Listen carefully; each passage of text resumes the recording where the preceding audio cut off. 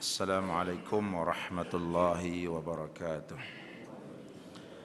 Alhamdulillahi rabbil alamin wal aqibatu lil muttaqin wala udwana illa 'alal zalimin.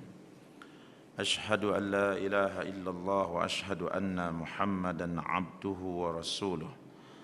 Allahumma salli ala sayyidina Muhammad wa ala alihi wa sahbihi ajma'in. Amma ba'd. Alhamdulillah, kita ucapkan berbanyak-banyak syukur pada Allah Subhanahu wa taala. Pada pagi yang mulia ini Allah masih lagi hidupkan kita dan dapat pula kita meneruskan kehidupan kita ini di pagi-pagi hari dengan melakukan ketaatan kepada Allah Subhanahu wa taala. Mudah-mudahan nikmat yang indah seperti ini Allah taala teruskan dan kekalkan pada diri kita insya-Allah sehingga kita maju untuk bertemu dengan Allah Taala nanti. Pada pagi ini saya nak membawa tafsir surah Ad-Duha. Mudah-mudahan dengan tafsir ini kita dapat sedikit maklumat untuk kita jadikan pedoman hidup kita. Surah Ad-Duha ini sebagaimana yang selalu kita baca, dia dimulakan dengan Bismillahirrahmanirrahim. Wad-duha wal-laili idza saja ma wadda'aka rabbuka wa ma qala ila akhiril ayah. Sehingga ke akhir ayatnya. Surah Ad-Duha ialah surah Makkiyah.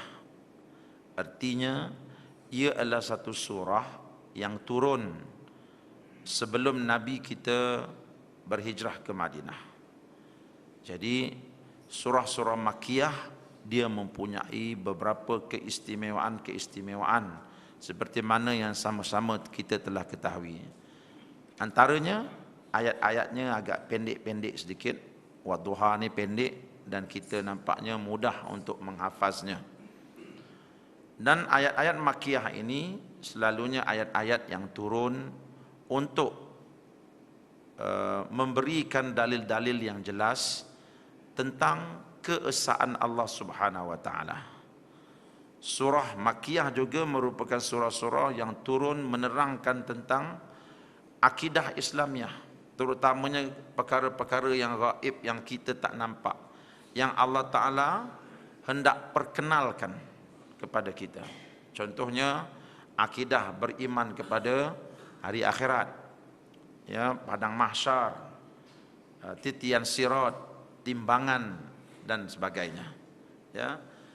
Dan tidak ketinggalan juga surah Makkiyah banyak yang turun untuk memberikan suatu hiburan kepada Nabi kita Muhammad sallallahu alaihi wasallam. Maklumlah Nabi kita ni dia orang yang ketika di zaman Makkiyah dulu orang yang baru-baru terlibat dengan kerja-kerja dakwah. Ya, maklumlah walaupun dia seorang nabi, walaupun dia seorang rasul, tetapi pada diri dia itu masih lagi ada sifat-sifat yang ada pada manusia yang lain. Ya, siapa pun yang baru-baru terlibat dalam kerja-kerja dakwah, dia akan rasa bahawa ujian-ujian yang datang pada dirinya itu pada peringkat awalnya memang berat. Ya, mula-mula nak jadi orang dakwah, kita kena istiqamah, solat subuh berjemaah, itu dah berat dah tu. Ya, belum lagi berdepan dengan tohmahan, belum lagi berdepan dengan cacian, belum lagi berdepan dengan tangkapan dan sebagainya. Jadi Nabi SAW di peringkat awal dia berdakwah, banyak ujian-ujian, ya, kesusahan-kesusahan yang beliau alami.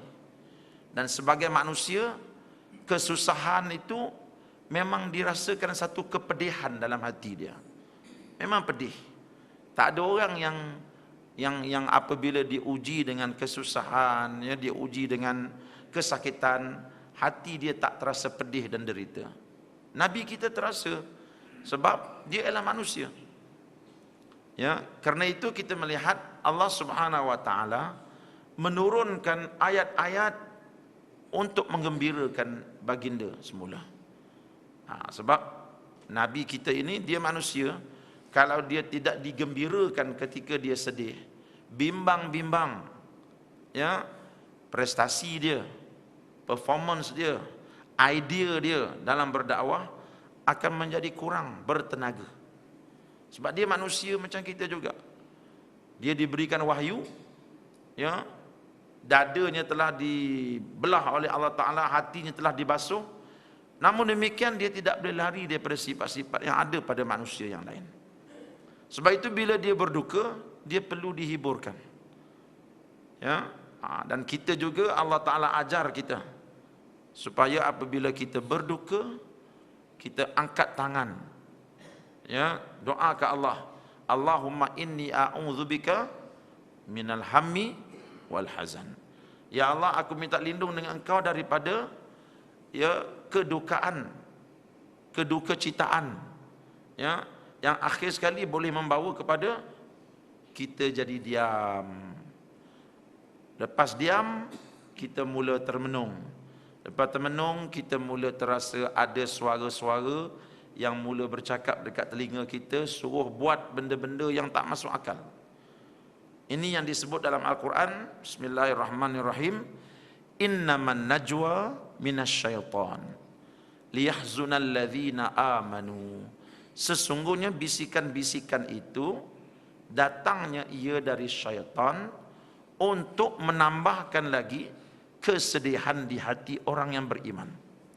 Jadi kalau dah sampai begini, maka pintu masuk syaitan ke dalam jiwa manusia akan terbuka luas kalau kesedihan itu tidak dirawat dengan segera.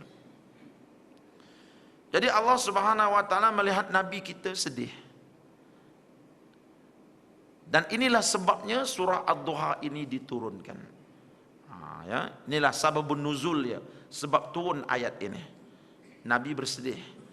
Apa pasal Nabi bersedih? Nabi bersedih mengikut para mufassirin. Beliau terlalu sedih dengan tekanan-tekanan yang dia dapat dalam dakwah. Kesusahan-kesusahan yang menimpa baginda dalam dakwah. Maklumlah zaman itu zaman Makkiyah. Orang Islam tak ramai. Penyokong tak ramai, pendukung ada berapa orang aja. Ya. Nabi berdepan dengan Quraisy yang sangat degil, Quraisy yang sangat sombong. Bukan mudah. Tapi Nabi ini Allah Ta'ala berikan dia satu keistimewaan yang tak ada pada kita, yaitu dia dapat berjumpa dengan Jibril alaihissalam. Dan berjumpa dengan Jibril alaihissalam itulah sumber kegembiraan Nabi. Sebab bila Jibril turun, Jibril bawa wahyu. Bila Jibril bawa wahyu, Nabi tahu wahyu itu dari Allah. Dan dia mula terasa bahawa dirinya tidak dipersia-siakan oleh Allah. Dia akan terasa bahawa Allah Ta'ala sentiasa bersama dia. Dia akan terasa bahawa Allah Ta'ala sentiasa membela dia. Dan memang merasai Allah Ta'ala bersama dengan kita itu, dia akan memberikan suatu tenaga yang luar biasa kepada seorang pendakwah. Daripada takut, kita akan jadi rasa berani dan yakin. Bila kita terasa bahawa Allah Ta'ala itu sentiasa bersama kita, tak pernah dia tinggalkan kita. Jadi sedang Nabi berdepan dengan kesusahan, beliau mengharapkan Jibril alaihissalam akan turun, membawa wahyu. Malangnya Jibril tak turun-turun. Jibril tak turun-turun. Ya. Jadi bila Jibril tidak turun ini, maka ini mengundang rasa gundah gulana di hati Nabi. Saya lihat dalam kitab tafsir, jumlah hari di mana Jibril tidak turun ini ada khilaf di kalangan ulama. Ada yang kata 3 bulan, ada yang kata 3 hari, ada yang kata 3 tahun pun ada. Tak apalah, yang pentingnya Jibril sudah tak turun. Bayangkan tuan-tuan, ketika kita susah, orang yang kita harap-harap akan dapat tolong kita tak datang, apa rasa kita? Ya, apa rasa kita? Nampak tu? Jadi Nabi berduka cita sangat. Mana Jibril tak turun? Mana Jibril tak turun? Tiba-tiba rasa duka cita Nabi itu dapat dihidu oleh seorang perempuan puaka. Ya, dia di setiap zaman ni ada satu perempuan puaka dalam umat itu. Ya, zaman itu perempuan puaka itu namanya Ummu Jamil. Zaman sekarang ni, tuan-tuan sebutlah sendiri. Ya. Zaman Nabi itu perempuan puaka itu namanya Ummu Jamil. Memang puaka betul. Siapa Ummu Jamil ni? Kalau kita baca Tabbat Yada, kita akan sebut tentang dia. Wa mra'atuhu hammalatal hatab.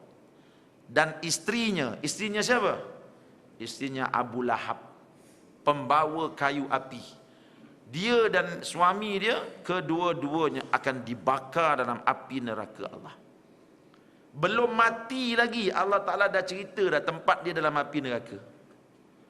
Nampak tu? Puaka tak puakanya dia. Ya. Dan sepatutnya bila dia tahu Allah Ta'ala dah sebut nama dia, bahawa dia penghuni api neraka, sepatutnya dia berubahlah. Kan? Sebab Tabbat Yada tu turun masa dia tengah hidup lagi, dia segar lagi tu. Tapi cuba tengok kepuakaan dirinya itu menyebabkan dia tidak endah. Neraka pun neraka lah. Ya, nampak punya jahatnya. Jadi bila Nabi sedih, orang bila sedih memang boleh nampak dekat wajah muka dia. Mata dia nampak lain, ya, tidak berkilat-kilat lagi. Hidung dia nampak lain, jatuh je hidung dia. Ya, kita tengok dia punya kening jatuh ke hidung. Kening orang sedih ni. Nampak tu? Ya, orang dah sedih, tension. Ummu Jamil ni dia nampak. Ya, Ummu Jamil nampak isteri Abu Lahab. Lalu dia pergi dekat Nabi, dia tambah lagi kesedihan Nabi. Apa cakap dia? Ya Muhammad, inni ara anna syaitanaka qad tarakaka. Ya Muhammad, aku lihat setan kau telah meninggalkan engkau. Setan dekat sini pada Ummu Jamil, tuan-tuan rasa siapa? Jibril alaihi salam. Dia panggil Jibril tu setan. Nampak tu? Tak puaka macam mana tu? Ya, punya jahat, mulut jahat itu ya. Kalau kita bangsa Melayu, orang perempuan mulut jahat ni apa ubatnya? Ya, kita cili api kan aja muka mulutnya tu ya. Tapi zaman Nabi dulu cili api tak ada.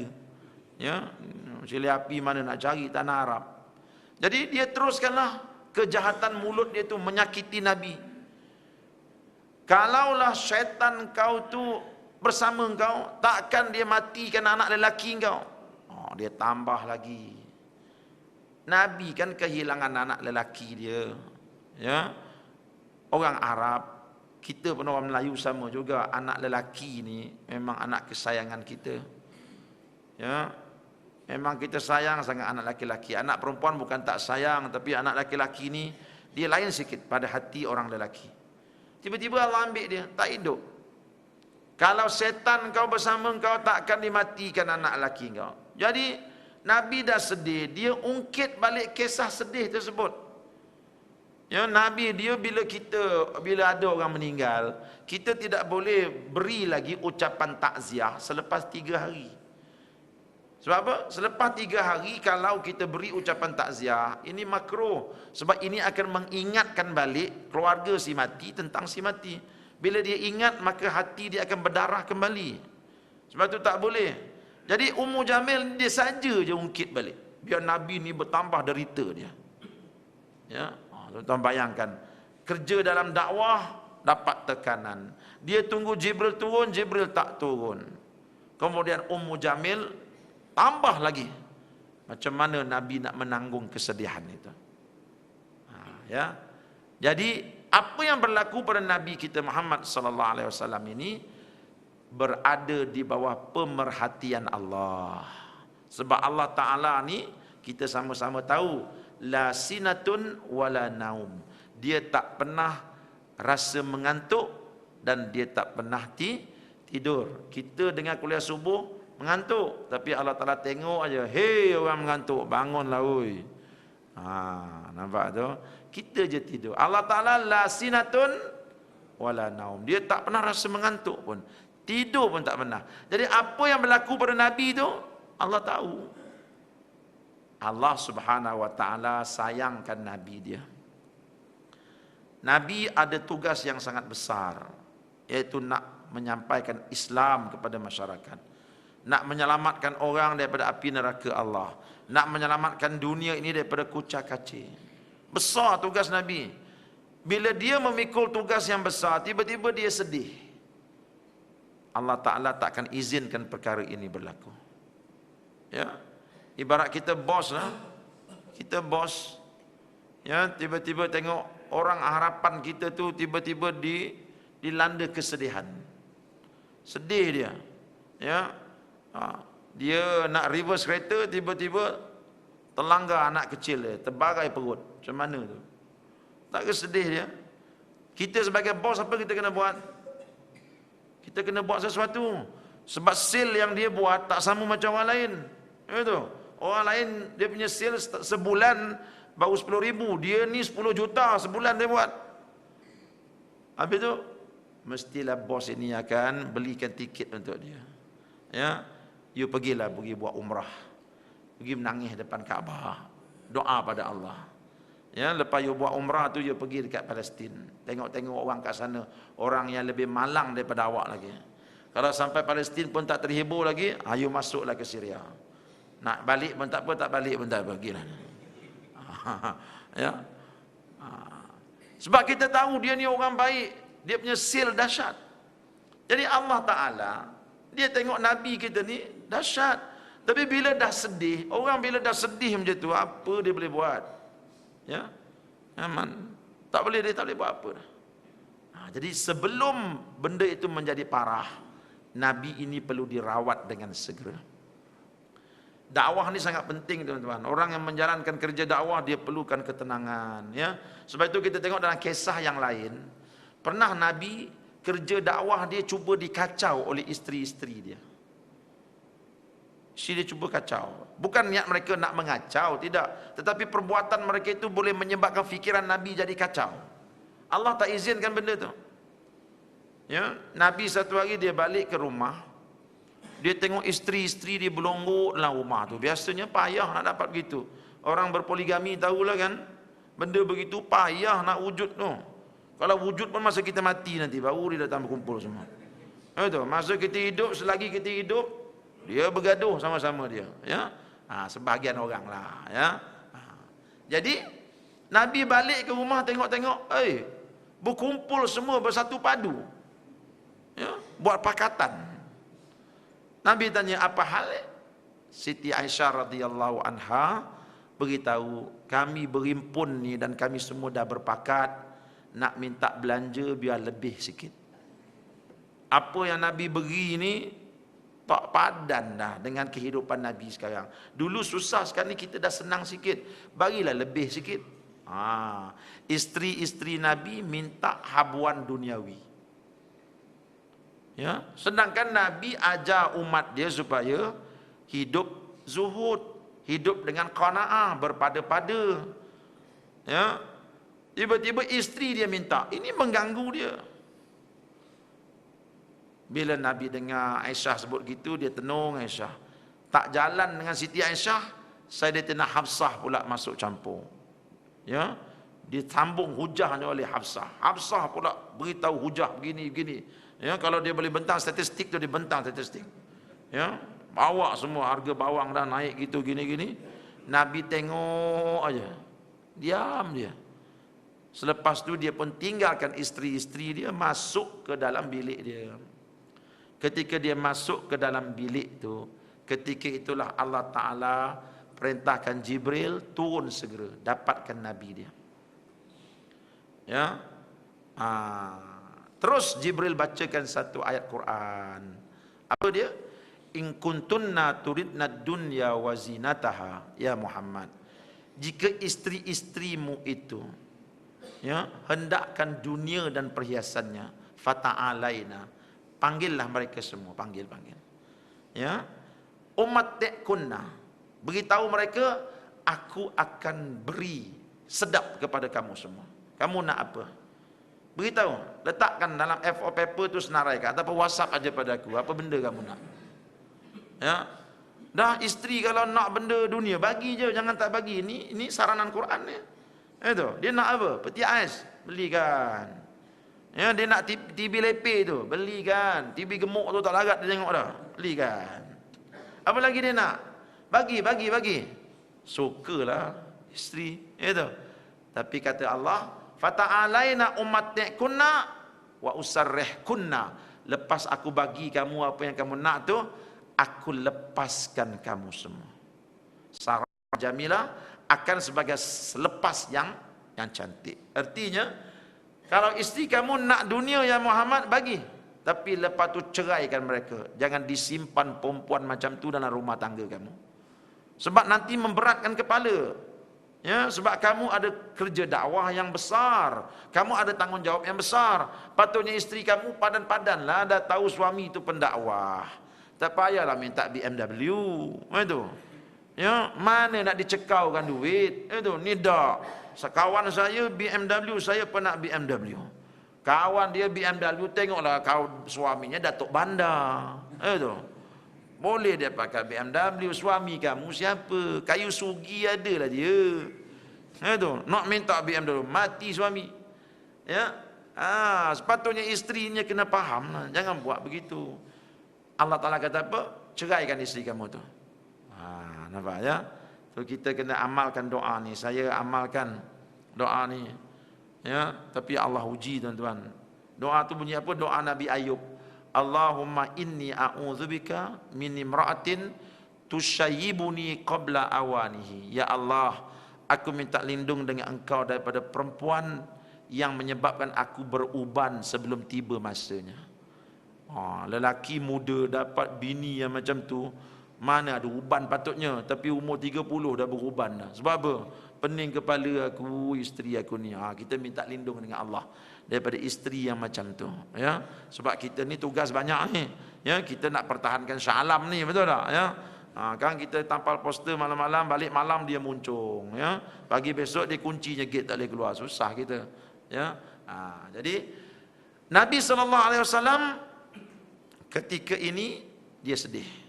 Lalu Allah Ta'ala turunkan ayat surah Ad-Duha ini untuk menjawab kembali apa yang disebut oleh Ummu Jamil. Ya, supaya Nabi kita tidak termakan apa yang disebut itu. Ya, Allah Ta'ala pun turunkan Bismillahirrahmanirrahim. Wad-duha wal-laili idza saja ma wadda'aka rabbuka wa ma qala. Ya, demi waktu duha dan demi waktu malam apabila telah sunyi. Ma wadda'aka rabbuka wa ma qala. Tidak, Tuhanmu tidak pernah meninggalkan engkau dan dia tidak pernah murka kepada engkau. Satu statement yang tidak ada kiasan. Satu statement yang tidak ada kata-kata kiasan, kata-kata tasbih. Terus direct. Sebab apa? Sebab ketika itu Nabi memerlukan suatu kenyataan yang boleh meleraikan kesedihan di hati dia. Ya, kita tak boleh orang tengah sedih-sedih, kita pergi jumpa dia cakap bahasa-bahasa kiasan. Ya, langsung dia tak faham nanti. Kita pergi jumpa dia mentang-mentang kita orang Melaka. Itu, jumpa dia berpantun pula kita depan dia, lagi buat pening kepala orang tu. Itu, tak payah. Allah Ta'ala ajar kita, orang tengah sedih, orang tengah bermasalah, jangan kau nak bertasbih-tasbih lah, nak itu. Terus direct, ma wadda'aka rabbuka wa ma qala. Allah Tuhan kau tak pernah tinggalkan kau ya Muhammad. Tak ada. Wa ma qala, dan dia tidak pernah marah pun kepada engkau. Janganlah engkau rasa sedih. Terus Allah Ta'ala batalkan dakwaan Ummu Jamil.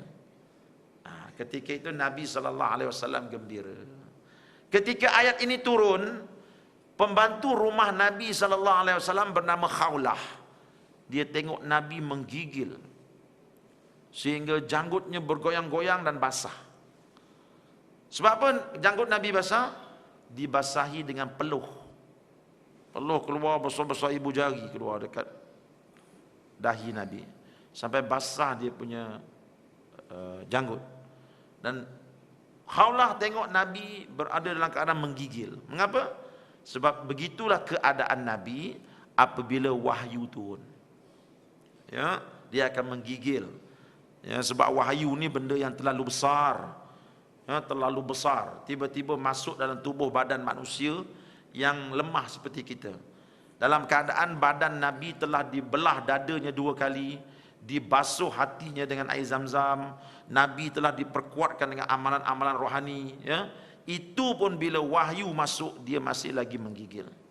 Ya, masih lagi menggigil. Itu dia kehebatan wahyu ilahi itu. Itu yang bukit tak berani nak terima. Ya. Jadi Nabi menggigil. Khawlah tengok, dia tahu bahawa Quran dah turun. Ketika Wadduha ini turun, ya. Tuan-tuan, kalau kita tengok mengapa wahyu ini tidak turun, ya, Khawlah tengok gitu, dan Khawlah menceritakan bahawa ketika dia tengok Nabi menggigil tu, ketika itu dia baru saja melepaskan dan membuang seekor bangkai anak anjing daripada bawah katil Nabi. Ya, dia sapu, tarik tengok ada anak anjing kat bawah tu. Lalu dia membuang. Dia buang. Bila dia buang, baru dia nampak Nabi turun wahyu. Sebab itu ada ulama mengatakan bahawa wahyu itu tidak turun kerana di dalam rumah Nabi Muhammad sallallahu alaihi wasallam ada bangkai anak anjing yang belum dikeluarkan. Sebab itu Jibril dia allergic. Dia tak boleh turun. Bukan dia tak nak turun, dia dah sampai nak landing tak boleh. Ya. Jadi hadis ini, cerita ini menunjukkan bahawa betapa anjing itu, yalah, walaupun dah ada orang kata boleh pegang, tetapi Jibril pun tak nak turun kalau ada dia, takkanlah kita nak pegang. Ya. Jadi kita pun rasa anjing ini binatang yang perlu kita jauhan. Kecualilah kalau kita nak guna dia untuk memburu, ya, sama ada memburu haiwan buruan ataupun nak buru perompak, itu lainlah, ya. Tapi kalau saja-saja nak letak dalam rumah, saja-saja nak pegang, nak belai dia, ya, anjing mati pun Jibril tak nak turun, macam mana tuan-tuan? Ya. Sebab itu tak payahlah kita nak kias-kiaskan bahawa boleh pegang anjing. Dalam mazhab Maliki kata anjing bukan najis. Betul lah. Ya, dalam mazhab Maliki memang dia kata anjing tu tak najis. Kalau anjing tu jilat apa-apa pun kita basuh dengan air tanah, dengan air suci itu sunat saja kata mereka. Betul. Kita tak kata Imam Malik salah. Kita tak kata Imam Abu Hanifah yang juga pandangannya agak ringan tentang anjing, kita tak kata mereka salah. Ya. Dan kita tak kata pula Imam Syafi'i saja yang betul yang kata anjing tu najis. Kalau kita kena sama tu, kita tak pula kata dia paling betul. Semua mazhab-mazhab adalah betul. Tak salah. Ya, cumanya kita tidak bolehlah nak beralih daripada satu mazhab ke mazhab yang lain dengan peralihan yang begitu mudah perkiraannya. Ya, kita tak bolehlah nak kias, tengok zakat pun okey aja. Kita bayar zakat pun tak ikut mazhab Syafi'i. Kita bayar zakat pun hanya dengan nilai beras. Sedangkan dalam mazhab Syafi'i kena dengan beras. Dalam mazhab Hanafi dengan nilai beras. Tengok boleh aja ikut mazhab lain. Apa salahnya anjing kita pegang? Kalau Syafi'i kata tak boleh, kita ikut mazhab Maliki kata boleh. Jomlah kita peluk anjing ni. Tak bolehlah macam tu. Sebab apa? Sebab dalam fiqh ibadah, betul lah dia sebut macam tu. Tapi fiqh ni bila kita mengaji, kita bukan mengaji fiqh ibadah saja. Kita ada fiqh muamalah, kita ada fiqh siasah, fiqh politik dan pentadbiran. Dalam pentadbiran, ilmu fiqh, dia sebut apa? Sekiranya dalam satu pandangan itu ada banyak pandangan-pandangan ulama. Dalam satu isu tu ulama ada banyak pandangan. Maliki kata begini, Syafi'i kata begini, maka waliul amr, yakni pemerintah, mereka memainkan peranan untuk memilih satu daripada pandangan-pandangan itu. Ya, pemerintah yang pilih. Kalau kita di sini Majlis Fatwa Kebangsaan lah yang pilih, bukan penceramah-penceramah bebas seorang macam saya ni. Saya ceramah boleh tuan-tuan, pegang aja anjing tu, tak apa, Maliki kata boleh, tak boleh gitu. Ya, yang kita bayar zakat fitrah guna nilai beras tu, dia bukan diputuskan dalam satu majlis ceramah, tetapi ia diputuskan dalam satu majlis yang dihadiri oleh ulama-ulama yang berautoriti untuk memutuskannya. Diputuskan dengan penuh adab, diputuskan dengan penuh perbahasan, diputuskan dengan penuh kajian. Baru diambil satu keputusan. Sebab ada banyak pandangan ulama, maka pemerintah dia pilih satu. Maka yang nak memilih itu ialah pemerintah, bukan orang macam saya. Walaupun kami tahu masalah khilafiyah ini kata begini, ini kata begini, tetapi akhirnya ialah pemerintah. Ya, jadi kita kena buat begitu. Kalau tidak nanti kelang kabut kita nanti tuan-tuan bawa 5 orang anak dengar ceramah tentang anjing ni. Tiba-tiba anak sulung, saya berminatlah dengan kaul Imam Malik. Itu. Yang adik yang bongsu pula, saya tetap Imam Syafi'i. Oh dah, yang sulung balik kan dia mula beli anjing buat balik rumah.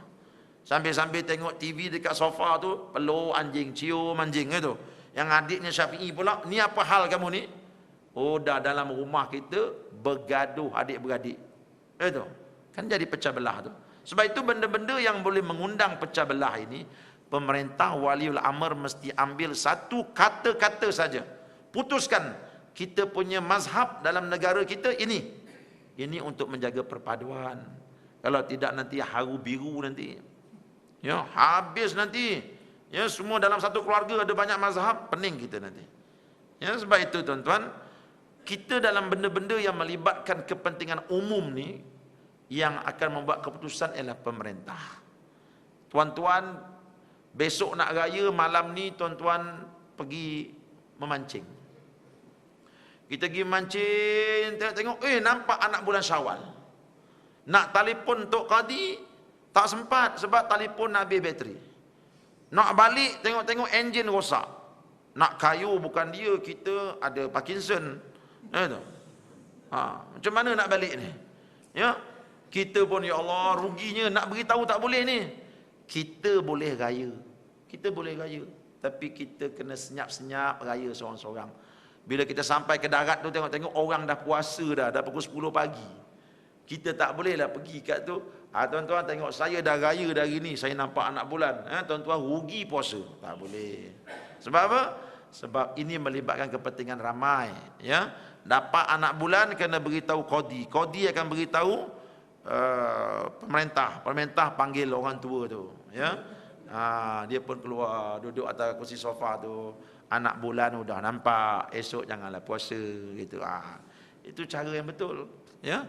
Sebab ini melibatkan kepentingan ramai. Begitu juga dengan zakat fitrah, nilai zakat fitrah tu tak boleh tiap-tiap orang nak buat kajian. Ya, dulu saya buat research tentang zakat fitrah ni. Ya. Satu orang aja yang buat research, dibantu oleh 2-3 orang. Kalau tiap-tiap masjid buat research, keputusan mesti tak sama. Itu, Seksyen 8 kata, kita orang nak buat research sendiri tentang kadar zakat fitrah. Ya, Seksyen 10 pula, kita orang pun ada juga orang yang boleh buat research. Lagi pula orang saya kerja dengan farmer lagi. Itu. Dia pun 10 masjid 10 kajian. Akhir sekali masjid sana bayar zakat fitrah RM5, dekat sini RM7, sana RM8. Kan aku biru jadi gitu. Sedangkan benda ni nak diguna pakai oleh masyarakat ramai. Sebab itu yang buat benda ni ialah pemerintah sahaja. Dia keluarkan, akhir sekali kita semua bayar RM7. Maka wujudlah perpaduan. Kalau tidak nanti berlaku pecah belah. Tak kira pemerintah itu pemerintah yang mengamalkan Islam ataupun tidak. Dalam masalah ini kita kena akur. Kita lawan pemerintah ni bukan semua benda kita lawan. Itu, yang kita lawannya benda yang jahat-jahat yang dia buat. GST dia buat kita lawan. Itu jahat, itu ya. Dia tak nak buat hudud, itu kita lawan, itu. Tapi kalau dia kata lampu merah kena berhenti, kita kena berhenti. Itu. Tak boleh kita lawan. Ini pemerintah punya, pemerintah tagut ni, lawan aja lampu merah tu. Tak boleh. Itu tak jelas namanya tu. Ya. Jadi tuan-tuan, Begitulah juga dalam masalah ini, ya. Maka kita harap masalah anjing ini boleh selesai lah, ya. Dan kita dekat Malaysia ni mazhab Syafi'i. Kita semua sudah selesa dengan mazhab ini. Maka tak payahlah kita nak cari mazhab-mazhab lain, ya. Kekalkanlah anjing itu, ya. Kita jadikan dia binatang yang najis, mughalazah. Ya, kalau nak belai sangat, belai suami. Itu sekarang ni ramai suami-suami yang gersang, yang perlu dibelai, ya tu. Sebab isteri-isteri sekarang ni sibuk betul nanya, yang ada tugas dekat luar lah, dia jadi bos sana, bos sini. Suami dekat rumah nunggu dia balik. Tak payah belai anjing, belai suami ni lagi bagus. Ya, belailah anak-anak di rumah yang dahagakan kasih sayang kita. Ya, ini sibuk nak belai anjing, ya. Jadi cukup, kita bukan nak bincang pasal anjing, nak bincang pasal wadduha. Kebetulan tadi Jibril tak turun sebab ada bangkai anjing dalam rumah Nabi. Maka bila turun saja wahyu tu, Allah Ta'ala jawab, ma wadda'aka rabbuka wa ma qala. Tuhan kau tak pernah tinggalkan kau lah. Tuhan kau tak pernah marahkan kau. Jangan bimbang ya Muhammad. Allah sentiasa bersama kau. Di sini tuan-tuan, Said Qutb rahimahullahu ta'ala dalam tafsir dia, ketika dia mengulas ayat ini, saya tertarik dalam satu ulasan dia. Katanya, surah Wadduha ini dalil yang begitu jelas bahawa Allah Ta'ala itu Tuhan yang maha bijaksana. Sebab apa? Ayat surah daripada Wadduha ini, Allah Ta'ala nak pujuk Nabi SAW, nak bagi dia satu semangat. Sebab itu dia bersumpah dengan waktu duha, dan dia bersumpah dengan malam apabila telah sunyi. Sebab dia nak memujuk. Orang yang nak dipujuk, dia perlukan kepada suasana yang tenang. Tuan-tuan, isteri tuan-tuan mengajuk, ya, mengajuk sangat, muncung dah 5 hari dah. Tiba-tiba kita nak pujuk dia, kita bawa dia dekat pasar Borong Selayang. Tengah-tengah orang tengah haru biru tu, ya, yang Cina ni menjerit, India tu menjerit, kita pujuk dia. Agak-agaknya siapa yang kena parang agaknya. Ya, jadi nak pujuk isteri, nak pujuk orang mengajuk, ada tempat dia. Tempat dia mesti tenang, supaya bila dia tenang, maka terbukalah fikiran dia. Itu bukan senang nak buka fikiran orang perempuan ni, kan? Bukan senang nak pujuk orang mengajuk. Maka dia perlu kepada suasana yang tenang. Sebab itu Allah Ta'ala bersumpah dengan waktu duha. Demi waktu duha. Ya, apabila matahari dah naik segalah tu, itu duha lah tu. Ketika itu waktu agak tenang. Ya, coba tuan-tuan pergi kan dekat padang pasir. Ya, waktu duha ni maksudnya waktu duha di padang pasir, bukan waktu duha dekat Federal Highway kita tu.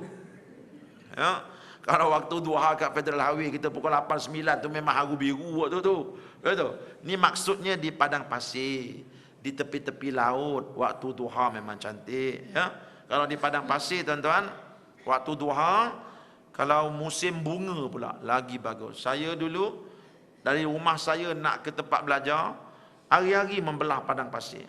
Bila musim bunga kita tengok, Masya Allah, padang pasir yang kuning jadi hijau semua. Ya, turun lagi hujan, naik pokok-pokok yang kecil-kecil renek-renek ni, menambahkan keindahan padang pasir itu.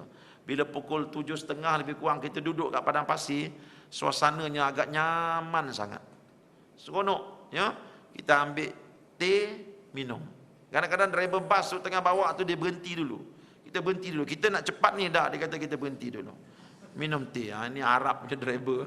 Arab-Arab jangan ada driver Melayu yang tiru macam ni, ya. Jadi nak ceritanya punya seronoknya waktu duha di padang pasir, waktu nyaman. Sebab tu Allah Ta'ala dia nak bawa fikiran Nabi itu kepada tempat yang indah dan permai ini. Sebab dia nak, bila dia sampaikan nasihat itu, Nabi terbuka terus.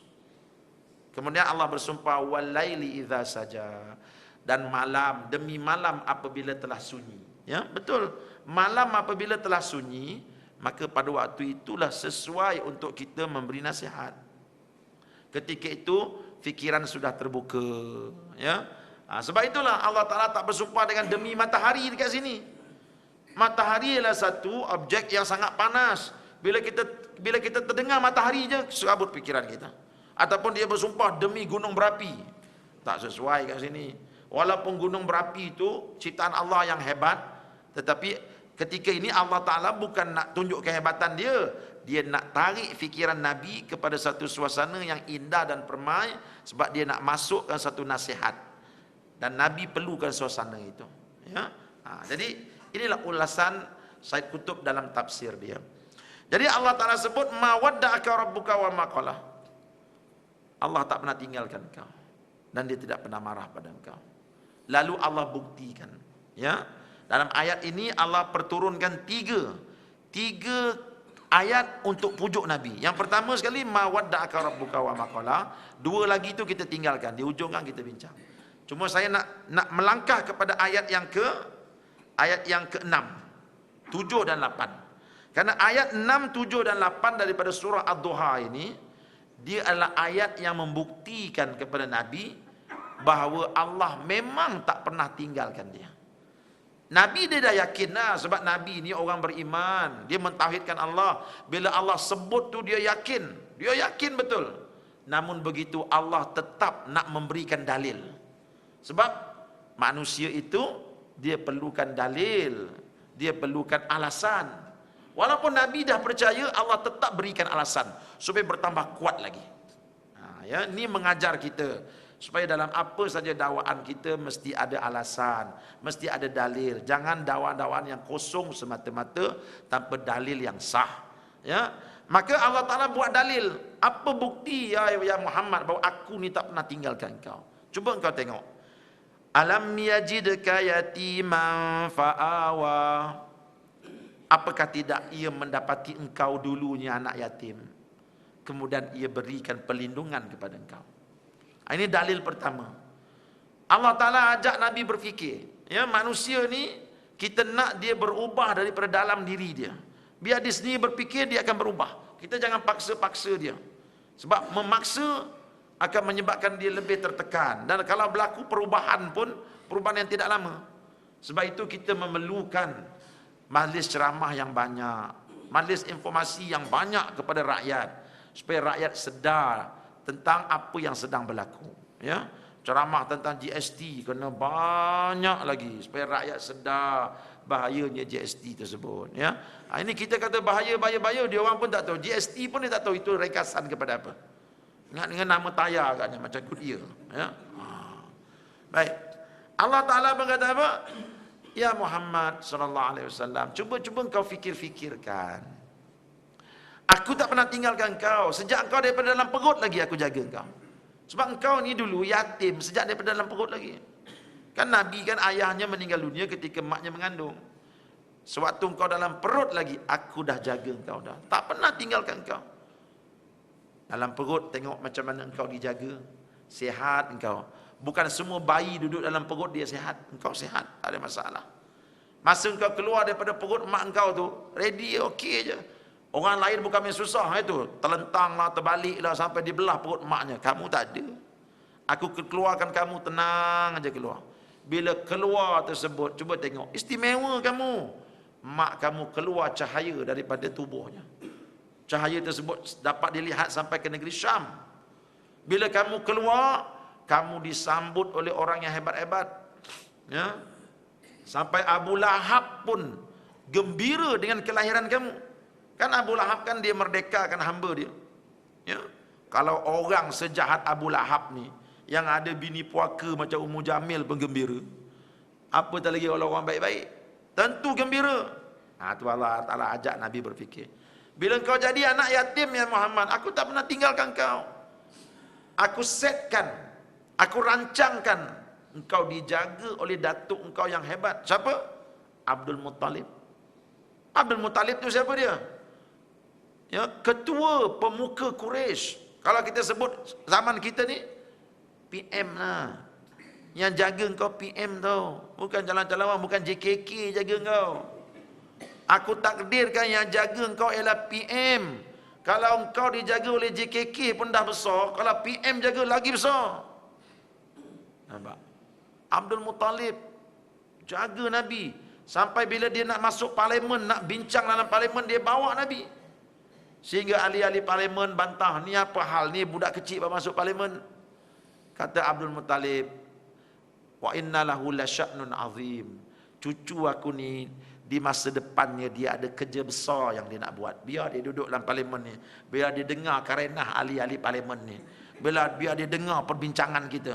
Sebab tu Nabi daripada kecil lagi dah duduk parlimen. Anak yatim tuan-tuan, bukan semua. Datuk Rais Yatim pun masuk parlimen pun umur berapa tahun? Betul? Dia dah umur berapa tahun dah baru dapat masuk parlimen. Sedangkan Nabi kita budak lagi dah masuk parlimen. Nampak tu? Allah Ta'ala ajak Nabi fikir. Cuba fikir elok-elok sikit. Cuba kau fikir elok. Aku tak pernah tinggalkan kau. Engkau jadi anak yatim. Berapa kali engkau pergi overseas? Nabi berapa kali tuan? Anak yatim tapi dapat jalan luar negeri. Berapa kali? Kita baca dalam sejarah 2 kali. Bila? Dia ikut bapa saudara dia pergi berniaga. Kan? Walaupun dia yatim, budak lagi, pak saudara dia bawa jalan pergi ke negeri Syam. Bukan semua anak yatim dapat pergi jalan luar negara. Itu, bukan semua. Tengok engkau dapat. Sampai dekat negeri Syam kau melihat tamadun Romawi. Sampai dekat negeri Syam kau melihat orang-orang yang budaya-budaya yang macam-macam. Pengalaman kau banyak begitu begini. Tengok, ini semua aku yang setkan benda ni untuk engkau. Kau tak terasa lagi ke aku bersama engkau. Bukan semua anak yatim dapat macam tu. Macam tu. Nabi pun fikir, betul lah. Bukan semua anak yatim bertuah macam aku. Ya, ini tanda bahawa Allah Ta'ala tak pernah tinggalkan aku. Nabi pun segar sikit. Betul lah, betul. Betul lah. Allah Ta'ala tak cukup dengan tu, dia ajak Nabi kita fikir lagi. Wa wajadaka dhallan fahada. Dan dia mendapati engkau berada dalam keadaan bingung, lalu dia memberikan hidayah kepada engkau. Maksudnya, wahai Muhammad, engkau dulu duduk dan lahir dalam masyarakat Quraisy yang jahil. Kan Nabi kita tuan-tuan, kan dia duduk, dia lahir dalam masyarakat Quraisy. Quraisy yang terkenal dengan jahiliahnya. Nabi kita membesar depan Kaabah yang penuh dengan berhala.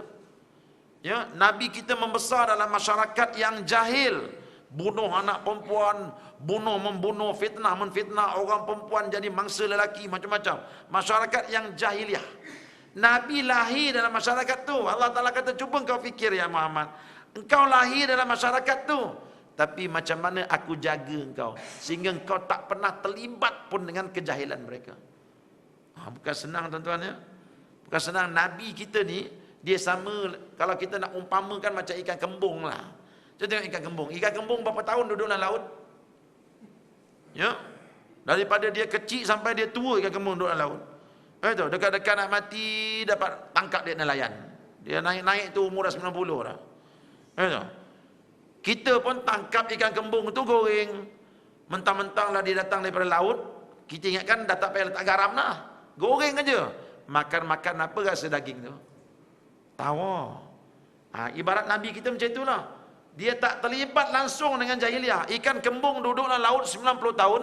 Sikit pun daging dia tak terkesan dengan air laut yang masin tu. Nabi kita begitu. Dia duduk dalam masyarakat jahiliah, sikit pun jahiliah tu tak terkesan dalam diri dia. Bukan senang tu. Kan masa Nabi kita kecil, ketika dia mengembala kambing, dia dengar orang main muzik. Ya, dia pun beritahu kawan dia, tolong jaga kambing aku kejap, nak nengok tu, sedap agaknya tu. Dia pun pergi. Dalam perjalanan nak dengar orang main muzik tu, apa jadi pada Nabi? Allah Ta'ala tidurkan dia. Tengok, tak jadi dia. Allah Ta'ala jaga dia. Bukan senang ya. Cuba tengok kita tuan-tuan. Kita ni, ialah dah pakai kopiah putih semua dah ya. Berserban. Tapi kita duduk dalam masyarakat jahiliah. Ada tak kita terlibat dengan apa yang mereka buat? Ada ke tak ada? Ada. Itu. Bawa kereta. Ui, walaupun orang masjid, bila dah lambat tu, habis lampu merah di langgarnya.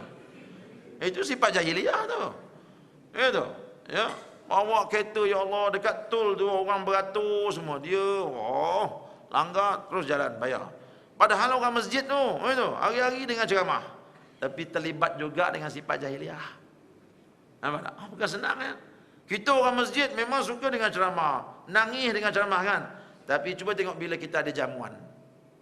Kadang-kadang nasi membazir gitu aja. Ya. Talam tu tak dilicinkan. Ya, ayam tu daging-dagingnya masih ada lagi dekat tulang tu. Tak ada kita habiskan, tak ada kita makan semua. Itu sifat jahiliah tu. Nampak tak? Kita terlibat lagi dengan sifat jahiliah tu. Banyak lagi ya. Kalau bagi saya A4 paper, satu rim saya boleh senaraikan.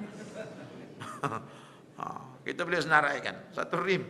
Walaupun kita ni dah jadi orang masjid, kita terlibat lagi. Tapi Nabi kita, dia tak pernah terlibat, tak pernah sujud pada patung, tak pernah minum arak walaupun setitik, tak pernah berzina, tak pernah membohong, walaupun dia duduk dalam masyarakat jahiliah. Ini tanda Allah Ta'ala jaga dia. Itu Allah Ta'ala ajak dia fikir. Cuba kau fikir, aku tinggalkan kau ke ya Muhammad?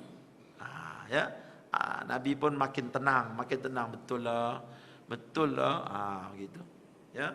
Yang ketiga Allah Ta'ala ajak Nabi kita fikir, wa wajadaka ailan fa'aghna, dan dia mendapati engkau dulunya miskin, susah, lalu dia kayakan kau.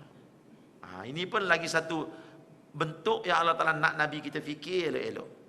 Dulu engkau ya Muhammad hidup miskin dulu kan, lahir anak yatim, dibela di orang. Abu Talib, selepas Abdul Muttalib meninggal, Abu Talib jaga dia. Abu Talib ni orang miskin, dia anak ramai, ya. Nabi duduk dengan dia, sebab tu Nabi ambil upah kepala kambing, sebab dia duduk dengan pakcik yang miskin. Nabi hidup miskin, duit tak ada, ya. Tapi aku kayakan kau. Bila Allah Ta'ala kayakan Nabi, tiba-tiba Sayyidatina Khadijah pada masa itu belum jadi isteri Rasulullah lagi, ya. Dia berminat untuk berkongsi niaga dengan Nabi secara mudharabah. Mudharabah ni macam mana? Dia bagi modal, Nabi kita dagangkan modal tu. Ya, Allah Ta'ala ajak Nabi fikir. Cuba kau fikir, Khadijah tu dia duit banyak, dia ahli perniagaan yang sudah berjaya, dia boleh pilih lelaki lain, tetapi tengok aku setkan dia pilih engkau. Kau tak terasa lagi ke aku ni sayangkan kau? Ya, dia cari engkau. Khadijah jumpa, ya Muhammad, ni aku ada duit 5 juta ni. Kau ambil duit ni pergi berniaga.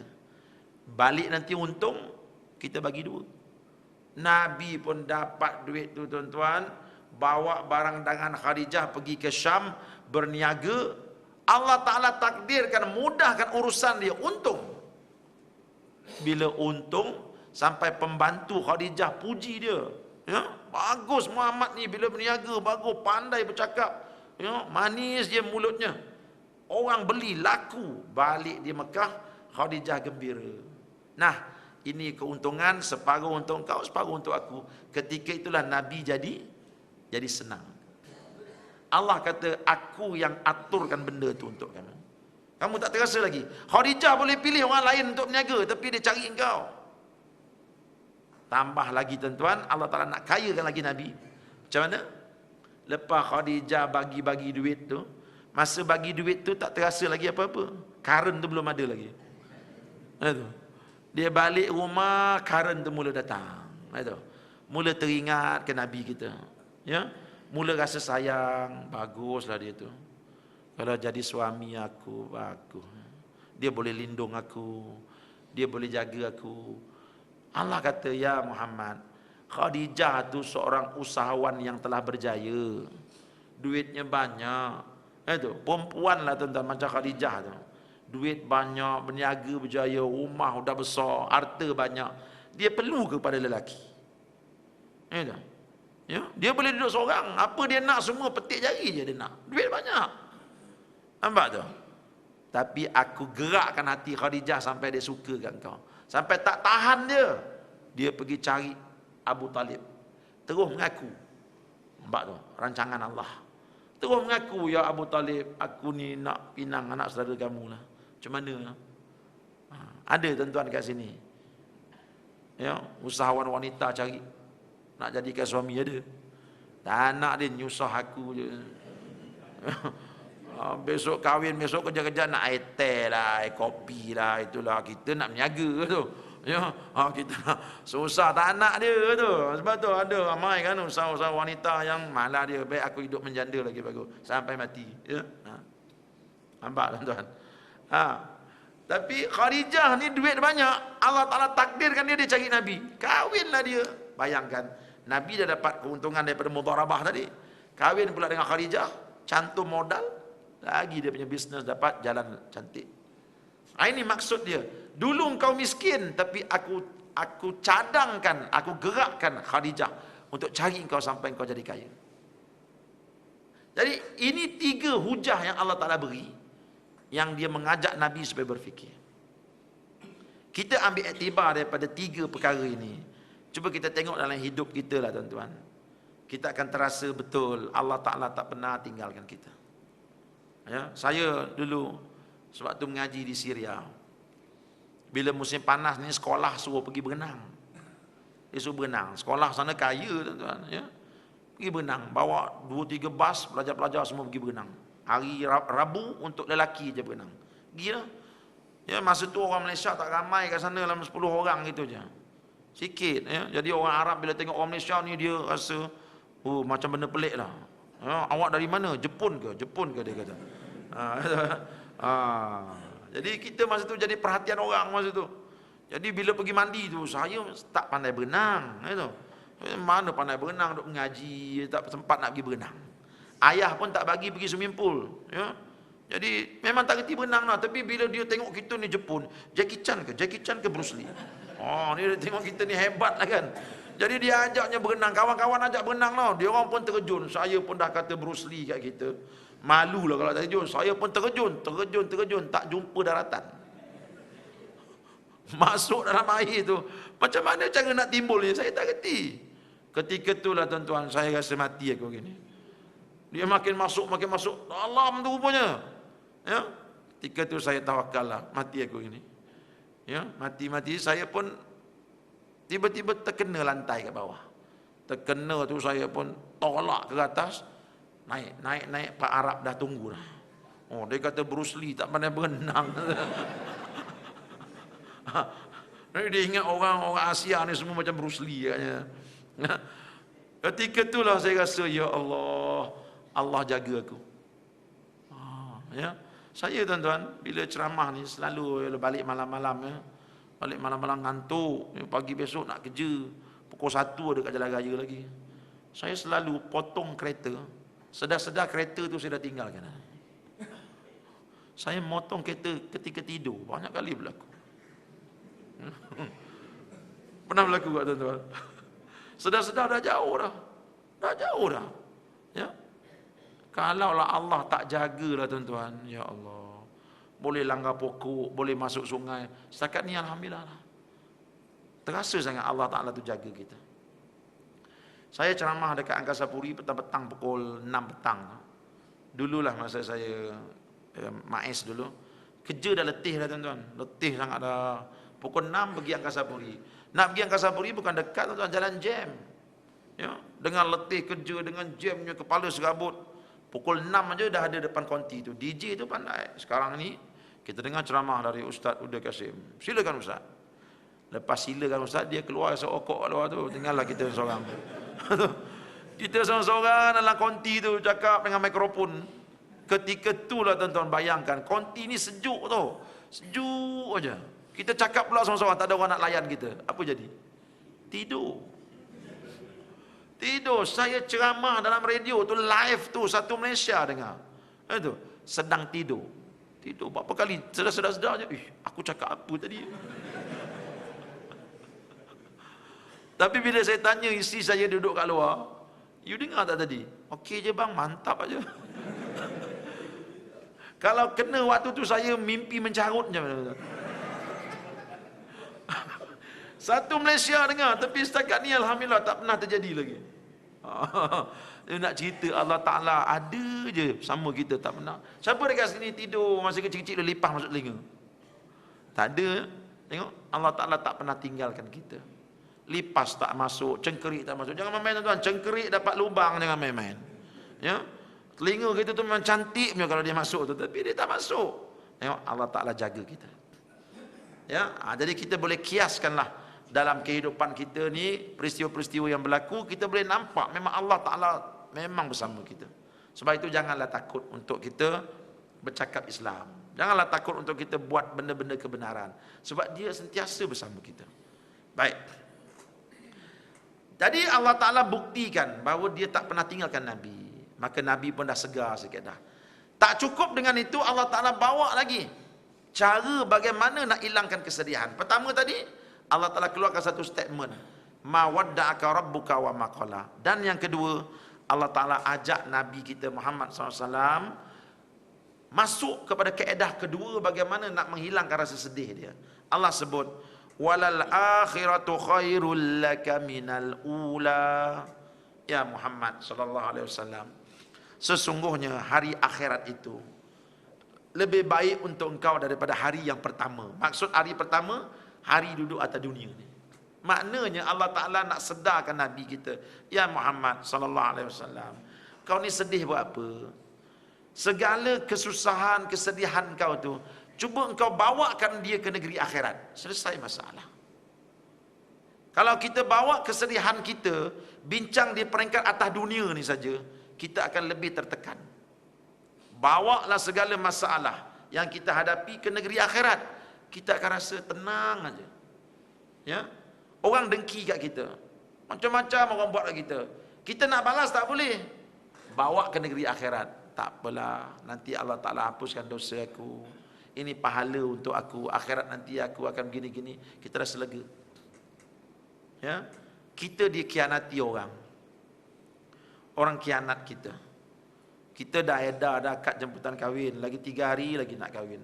Ya, umbut kelapa dah rendam dalam air dah. Ya, buluh-buluh dah ditebang nak buat kemah. Ya. Ya, kita pun telur ayam sudah direndam, ya, nak rebus saja. Tiba-tiba tuan-tuan, ketika kita sedang gembira tu, ada orang potong lain kita. Seorang laki-laki kaya jutawan, billionaire jumpa bakal bapak mentua kita.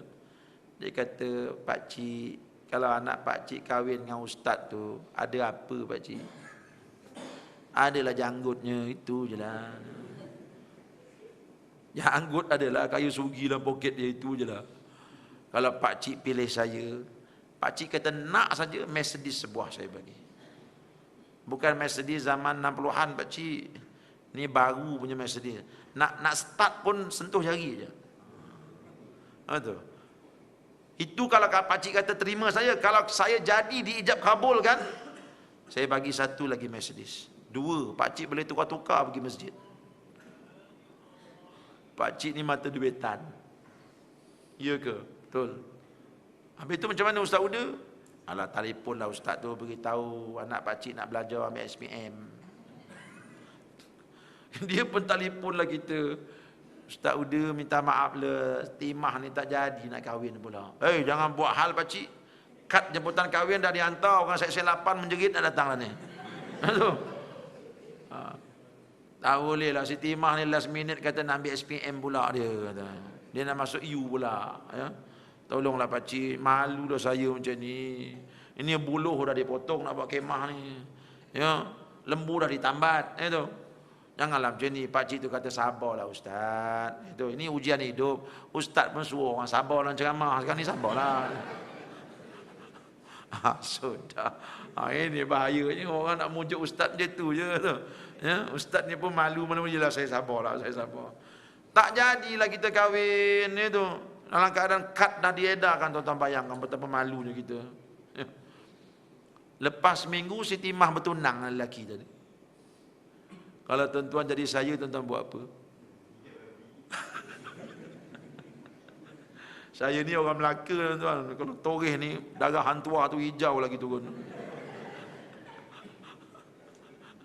Itu asah parang lah, ya. Asah parang. Tapi oleh kerana saya ni ustaz, ya, suruh orang sabar, saya pun sabarlah. Ya, tuan-tuan bayangkan hari Fatimah berkompang dengan suami dia. Bunyi kompang tu macam mana rasa dada saya? Ya. Orang ajak jomlah ustaz pergi makan kenduri sedap ya. Nasi beraninya sedap tu. Saya tak pergi tuan. Tak tergamak nak kunyah nasi berani dia. Punya hati luka, tapi nak buat macam mana, nasib ustaz, ya. Selepas 50 tahun saya dah jadi ahli parlimen. Ahli parlimen bukan saja ahli parlimen tu. Oh, bisnes saya berjaya. Oh tu, sebelum jadi ahli parlimen, bisnes saya berjaya dah. Outlet saya ada 100 di Malaysia. Ya, saya jadi ahli parlimen pula.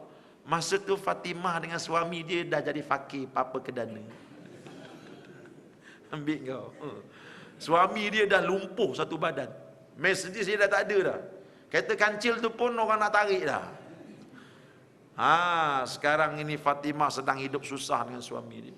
Inilah orang yang kau hina dulu. Ya. Bapak dia pun masa tu dah berong mulut. Itu. Berong mulut tu dah tak boleh bergerak dah. Saya masa tu hidup bergaya. Dia tahu saya ahli parlimen. Dia nak jumpa saya, nak dapat recommendation apa benda lah. Nak jumpa malu.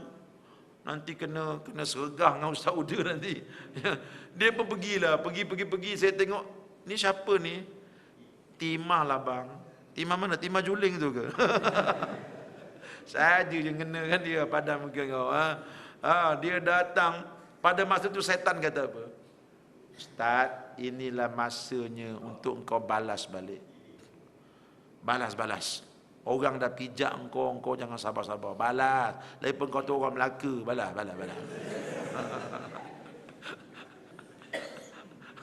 Ketika itulah tuan-tuan rasa nak balas lah. Ya.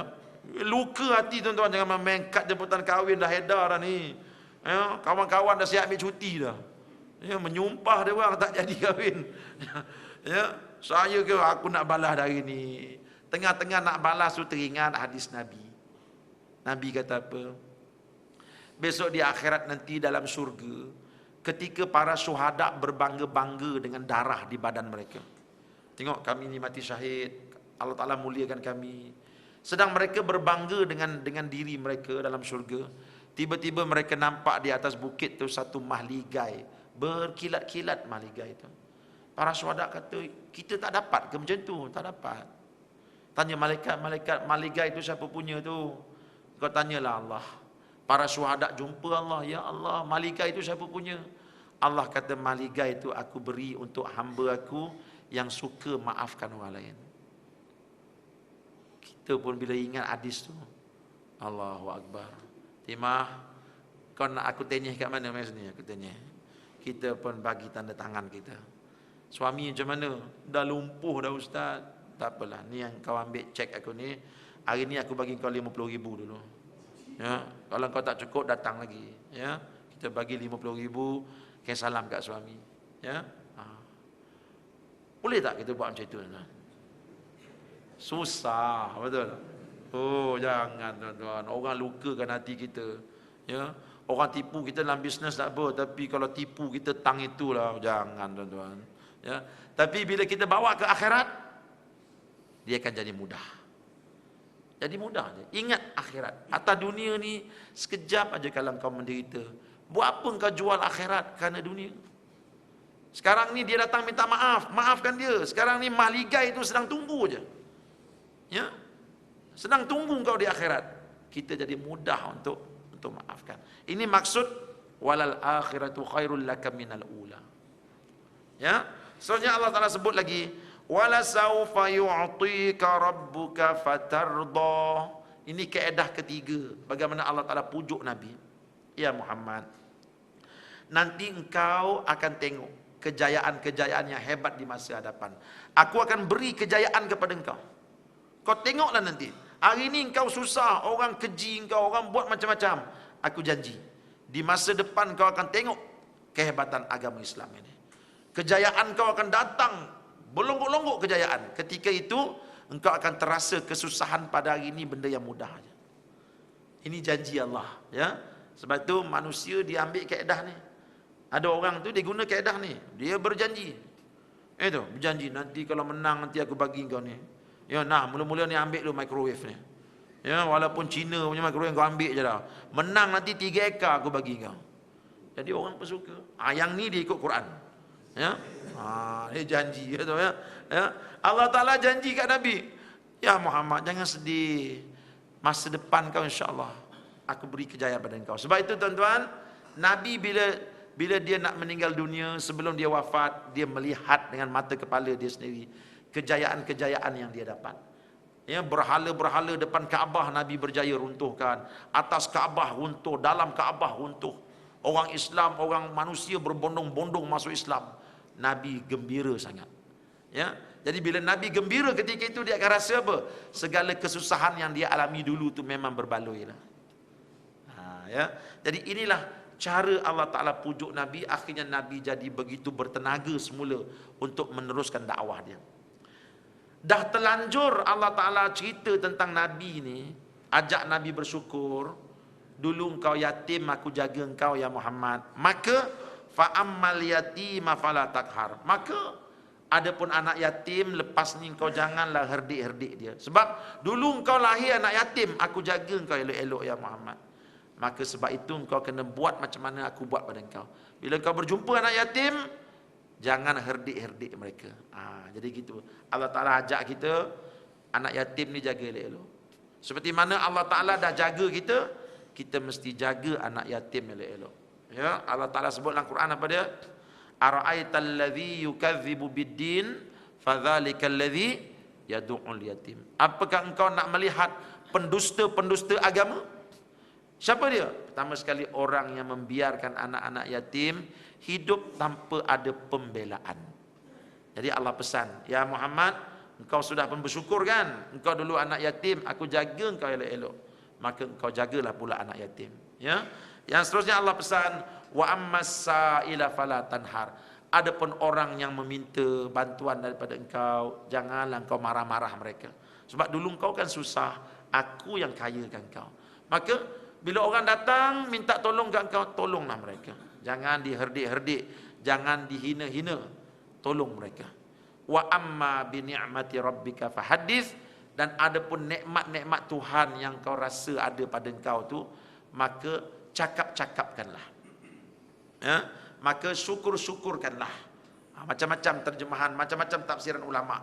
Ada yang kata fa amma bi ni'mati rabbika fahaddits, artinya nikmat Tuhan yang ada pada kamu tu engkau cakap-cakapkanlah, tunjuk-tunjukkanlah. Ini perintah Allah. Sebab itu kita ni tuan-tuan, bila setiap kali dapat nikmat Allah, kita kena tunjuk-tunjukkan. Dalam agama kita, bila kita dapat nikmat aja, kita kena tunjuk. Tunjuk dengan apa?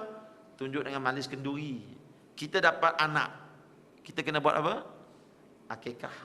Itu makna fahaddits. Kita tunjuk ke orang, mari makan kat rumah saya sembelih 2 ekor kambing. Sebab apa? Saya dapat nikmat Allah Ta'ala bagi anak lelaki. Kita tunjukkan kepada manusia, tengok ini tanda Allah Ta'ala Tuhan yang Maha Pengasih bagi anak lelaki kat aku. Panggil orang makan. Kita dapat isteri, cantik isteri kita. Kita kena buat majlis apa? Majlis walimah, panggil orang makan. Ya, tunjuk juga tu. Tengok Allah Ta'ala Maha Pengasih, dia bagi aku isteri. Orang lain mencari isteri 30 tahun tak jumpa. Aku 3 hari dah jumpa dah. Tengok. Ya, bagi orang makan. Nampak tu? Ya. Jadi ini maksud fa amma bi ni'mati rabbika fahaddits. Ya. Lagi apa lagi nikmat yang Allah Taala bagi? Ya, kita dapat menang negeri ni. Alhamdulillah, buat majlis makan-makan. Ajak orang datang gitu. Ini tanda Allah Taala kasihkan kita macam itu. Ya.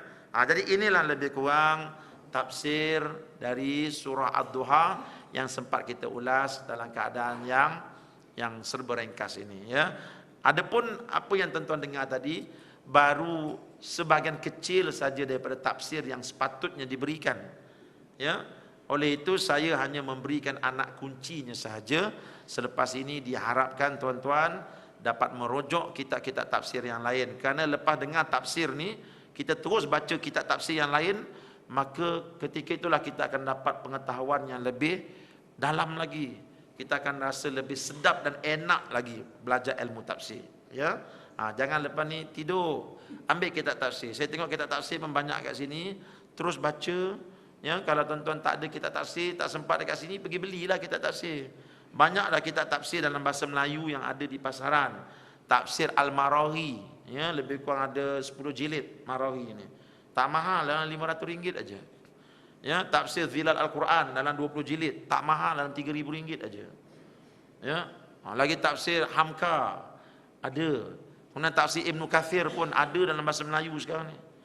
Jadi bila tuan-tuan dah dengar tafsir dari saya, balik bacalah tafsir-tafsir tersebut. Lagi menambahkan lagi kita punya pengetahuan. Kalau tuan-tuan tak ada kitab ataupun tangan menggigil nak pegang kitab, kita pegang tertikus. Pegang tertikus tu, tuan-tuan pergi dekat www.altafsir.com, ya, www.altafsir.com.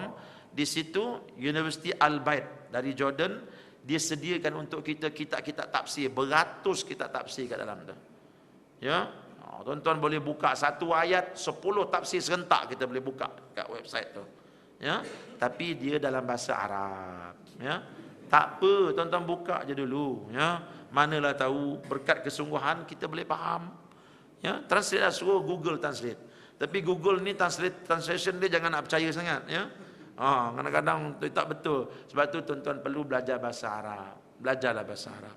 Ta'allamul arabiyyata wa 'allimuhan nas. Belajarlah kamu bahasa Arab dan lepas tu ajarkan manusia. Mudah-mudahan kita dapat sikit-sikit faham tafsir, alhamdulillah. Ya, kitab yang menjadi iman kita, etikad kita dan kepercayaan kita, ya. Tuan-tuan, kalau tuan-tuan nak belajar bahasa Arab, belajarlah. Tapi saya tak nak ajak tuan-tuan belajar. Saya nak ajak anak tuan-tuan belajar bahasa Arab. Saya dengar orang tua-tua ni taubat dah tak nak buka dah kelas bahasa Arab. Buka 3 bulan kosong. Saya buka kelas kursus bahasa Arab ni di sepanjang cuti sekolah ini. Kalau anak-anak tuan-tuan belajar di sekolah Arab, rasa susah sangat pelajaran bahasa Arab ni, datanglah ke tempat saya. Saya dan anak-anak murid saya yang balik dari Yaman pegang ni, kami buat kursus bahasa Arab intensif, khusus nahwu dan sharaf. Nahwu dan sharaf. Kita belajar undang-undang dia, ya. Jadi saya buat pendekatan tersendiri. Pendekatan saya ni 6 tahun tuan-tuan belajar dengan saya dalam masa 3 minggu, 6 tahun punya pelajaran habis. Ya, tapi kena belajar bersungguh-sungguh. InsyaAllah lepas sebulan lebih dia pergi ke sekolah, dia akan rasa seronok belajar bahasa Arab. Saya sendiri yang akan mengajarnya. Kita akan bermula kursus ini setelah bermula saja cuti sekolah. Ya, datanglah ke tempat kami di Kelang, tapi wajib duduk di asrama kami, tak boleh balik lah. Duduk, sebab selain belajar bahasa Arab, kita akan tarbiyah mereka ni untuk hidup cara madrasah, cara lebih kurang, ya, cara zuhud sikit, supaya mereka ni bila keluar nanti jadi ulama yang betul-betul bagus, yang zuhud dengan dunia ni, insya-Allah, ya. Jadi kalau ada anak cucu, hantarlah. Kalau tuan-tuan, janganlah, ya. Jadi kalau yang tak nak belajar bahasa Arab, boleh juga cucu-cucu kita pergi untuk menghafal Quran bersama-sama dengan pelajar-pelajar kami, ya. Jadi tuan-tuan, saya alhamdulillah dah buka madrasah ni dah 5 tahun dah, tapi masih lagi menyewa rumah kedai. Baru-baru ni kita orang memang takut betul lah. Hindu datang nak serang sekolah kami. Ya, dah bawa parang dah, dah bawa kapak dah. Sebab kita duduk kawasan Hindu, tuan-tuan. Ya, alhamdulillah ramailah Hindu-Hindu yang jadi baik, kawan dengan kami, ya, duduk tengok kita semayang, ya. Tapi ada juga Hindu-Hindu yang sengal kepala otak ni, ya. Dia nak serang. Tapi alhamdulillah lah benda tu dapat diselesaikan. Sebab itu pelajar-pelajar dah rasa macam kurang selamat. Ya, saya pun rasa macam takut aja. Malulah tuan-tuan. Alhamdulillah Allah Taala buka rezeki untuk kami. Ada seorang jutawan bagi tanah kepada kami 2 ekar. Tapi kami ambil 1 ekar dulu di Johannesburg. Jadi pelannya semua sudah siap. Kawan-kawan profesional yang bekerja sama dengan saya dah siapkan semuanya. Tuan-tuan nak datang ke site pun boleh tengok di Johannesburg. Malangnya Johannesburg ni tuan-tuan, tanahnya tanah gambut. Jadi bila gambut tu, tanahnya jalan raya lebih tinggi daripada tempat tu. Jadi nak buat macam mana? Kami sekadar nak buat pondok aja, bukan nak buat bangunan yang 10 tingkat tu, tidak. Sebab kita kalau boleh nak pindahkan pelajar ni secepat mungkin. Jadi kita pun buat suraunya macam surau R&R saja. Cacak-cacak gitu boleh guna, ya. Kita buat pondok-pondok kecil-kecil, ya. Tapi kita nak timbus dulu tanah ni. Ya, setelah dibuat penyelidikan oleh orang yang profesional ni, kita perlu kepada 500 lori juga nak tambak, tuan-tuan, ya. Jadi banyak tu. Sebab itulah kami berjalan sana sini. Cuma pagi ni saya tak bawa semua dokumen-dokumen itu. Kalau tuan-tuan ada yang nak menginfakkan untuk kita beli tanah ni, tuan-tuan, 500 lori ni, maka boleh berhubung dengan saya, ya, untuk sama-sama kita bina pondok ini. Dan saya yakin pondok ini akan dapat melahirkan ramai ulama, ya. Di sini kami menghafaz Quran, waktu yang sama pelajar-pelajar wajib belajar bahasa Arab. Jadi alhamdulillah anak-anak murid kami bukan saja menghafal Quran, mereka boleh berbahasa Arab dan mereka boleh baca kitab-kitab Arab yang tidak berbaris ini. Itu tarbiyah yang kami bagilah. Jadi kalau tuan-tuan nak bersama, jom kita kayu perjuangan ini sama-sama, insya-Allah, ya. Jadi saya rasa itu saja. Apa yang baik tuan-tuan dengar tadi datang daripada Allah, yang tak baik daripada saya. Jangan lupa terus bersama saya setiap hari di 100.9 FM pilihan tepat dalam rancangan Tafsir Al-Furqan 7.30 malam hingga 7.45 malam di Selangor FM. Ya, itu saja. Aqulu qauli hadza wa astaghfirullahal azim li wa lakum. Assalamualaikum warahmatullahi wabarakatuh.